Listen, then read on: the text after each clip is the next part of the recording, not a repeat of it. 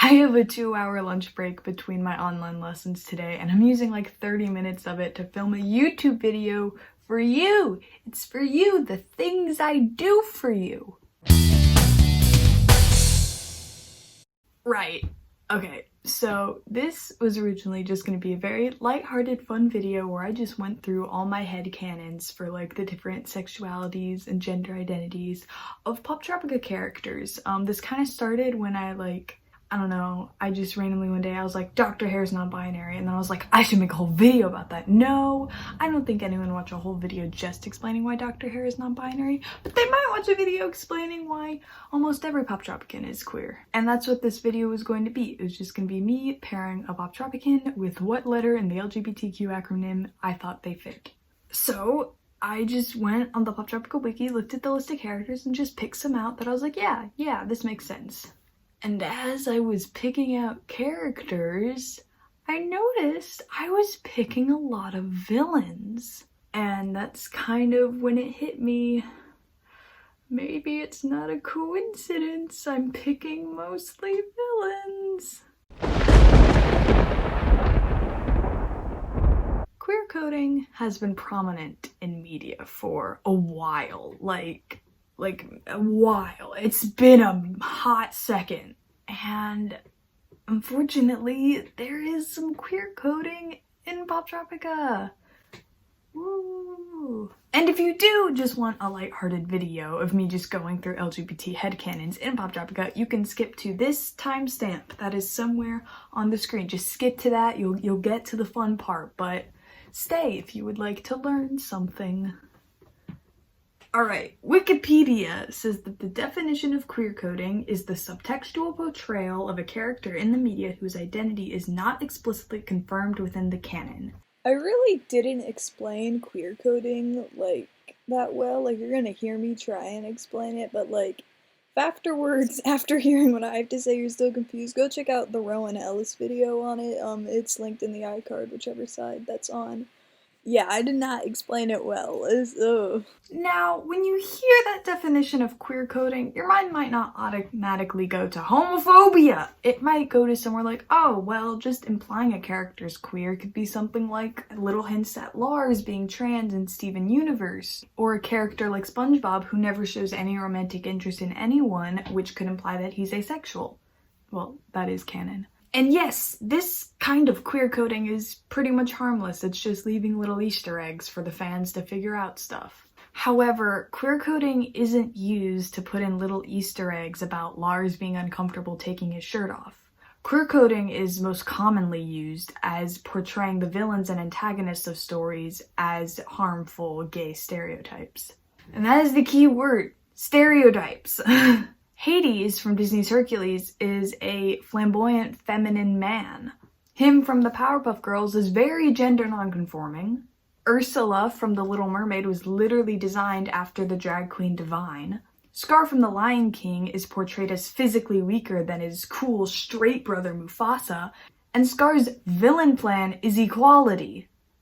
That's his plan! So when you start to realize these things, that most villains in mostly children's media are being portrayed as harmful queer stereotypes, that brings up some problems. Because like all stereotypes, they do stem from a real place. I say that because a lot of queer kids fit into those queer stereotypes, they end up relating mostly only to the queer-coded villains. That's why I'm talking about this. So the queer people who do fit those stereotypes, the problem is that they only see themselves within villains. That's why I'm explaining this. I never said that, but that's why. The reason that the stereotype for gay men is super femme and fun, and the stereotype for lesbians is butch, hard, beard, yeah. I would actually say now that the stereotype for lesbians is just wearing ridiculous earrings and wanting to live in a cottage, which is way less harmful, but you get what I mean. People mostly assume that lesbians are masc. Queer people don't experience the same societal pressures to conform to gender roles as a cishet person would. And so that leads to a lot more queer people being comfortable breaking those gender roles, thus setting up those stereotypes. I know this sounds ridiculous, just hear me out, and then if I don't think I explained it well enough, I'll come back in and re-explain. And you're like, what? What? Gay people don't experience gender roles? I'm not saying that they don't completely. When you already feel outcasted from society because you don't fit the heteronormativity of it, you're also not gonna like be super upset about showing your feminine side if you're a guy, or showing your masculine side if you're a girl, or completely getting rid of gender entirely. And that's where these stereotypes come from. Subconsciously, even when you don't know that you're not straight, you still feel like you're not exactly part of society because you know that there's something missing there. Yeah, I didn't explain it as well as I thought it would. Basically, what I'm saying is when you are LGBT, because you already don't conform to the heteronormativity, cisnormativity of society, there's less pressure to also conform to the gender norms of society. Like, when you're a cishet person, you're conforming already, so if you were to, like, break gender rules, that would be the thing that sets you off from society, whereas when you're LGBT, you're already born as not normal within society, in our current society, but so that way when you like are gonna like do something that's outside like the gender norm, it's not that big of an impact because you're already not heteronormative, cisnormative. So yeah, that's what I meant to say. Honestly, probably if we didn't have such strict gender roles implied on society, there'd probably be just as many feminine straight men as there are feminine gay men. And so these stereotypes that are portrayed with queer coding, that gay men are feminine and gay women are masculine, isn't coming from the fact that they're gay, it's coming from the fact that they don't experience the same pressure to conform to society because they're already not conforming. So while yes, it is harmful stereotypes to perpetuate the whole gay men are feminine, gay women are masculine, it does come from an actual real place. I didn't explain why it was harmful either. It's harmful because you shouldn't impose gender roles on anybody, and you shouldn't assume this person is going to be masculine because of this person will be feminine because of this. You shouldn't assume that about anybody at all. We should just let people be people, and we shouldn't do this whole gender bullshit. End it! And this ties into my theory. This is my little theory.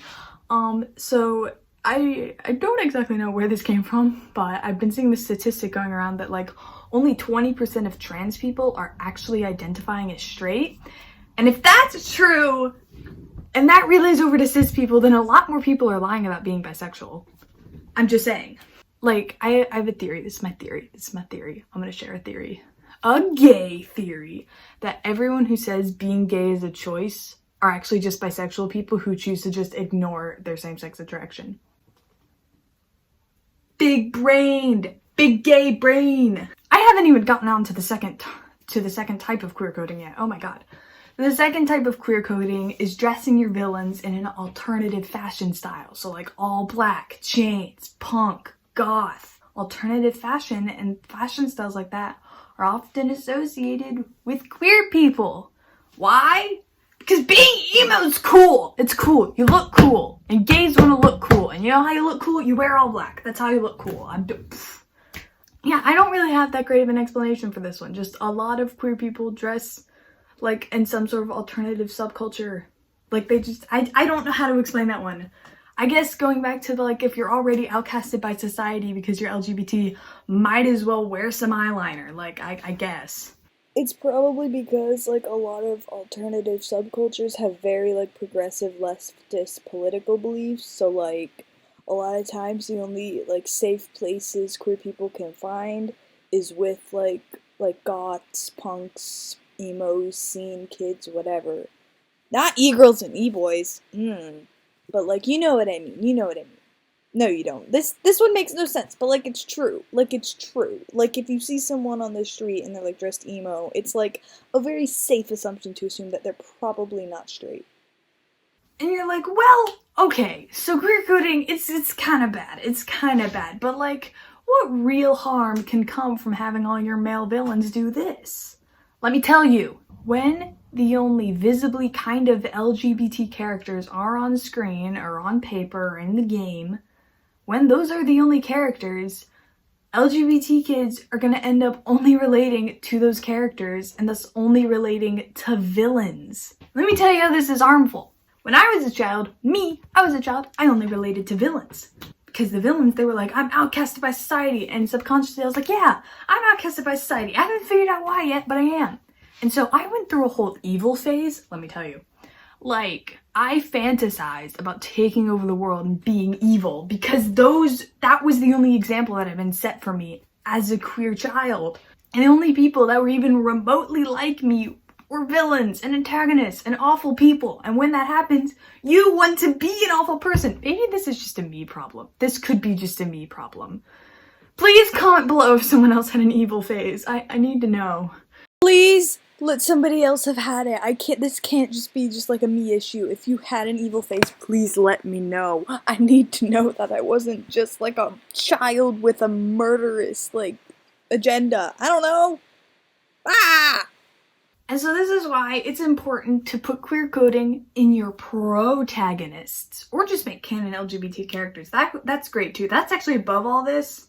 If you have canon LGBT characters, forget this. Forget everything I'm saying. You're doing great. You're doing great, sweetie. But yeah, queer coded protagonists are amazing. Like Steven from Steven Universe, even though he's shown to only be romantically interested in a girl, Connie, he's still a very feminine guy, and he's very in touch with his femininity, and he wears like dresses and skirts like all throughout the series. And then you have characters like Amity Blythe, who are openly gay, like very clearly gay, first of all, but also dress in a more alternative fashion, showing that not everyone who wears all black and dyes their hair is automatically trying to kill you. I mean, they might be, but like, I'm just saying, I'm more worked up about the goth phobia. Goth phobia. So yeah, that was a very, very long, complicated, and very not well told or written or anything explanation of queer coding and what it is and where it comes from and why the stereotypes are kind of true but also harmful, and why you shouldn't just have like queer coded antagonists versus protagonists, but really we should just focus on more actual LGBT representation. Let's just put this behind us. Let's stop doing this implications bullshit. Let's just give some gays. Anyway, on to the actual part of the video. So yeah, I just wanted to say that there's a lot of villains on here because queer coding, Poptropica is not immune to it. Do I think Poptropica is homophobic? No, I don't. This has just been the set standard on what to do with your villains for decades. So, yeah, alright, let's do the fun headcanons now. Dr. Hair is non-binary. You cannot prove me wrong. Gender neutral name. Gender neutral clothing. And what cis people are you interacting with that would just happily go around wearing a pink bunny costume everywhere they go? Making that their whole thing? I think not. Suspicious. I'm suspicious of that. Bucky Lucas is bisexual purely because of his himbo energy. Most himbos are bi. Bucky Lucas, he's got that himbo energy, therefore he is bi. Betty Jetty is clearly a lesbian. Clearly, the thing that does worry me though is that that's like a very turfy haircut. So like she's gay, but like she might be a turf. So like we gotta cut that out.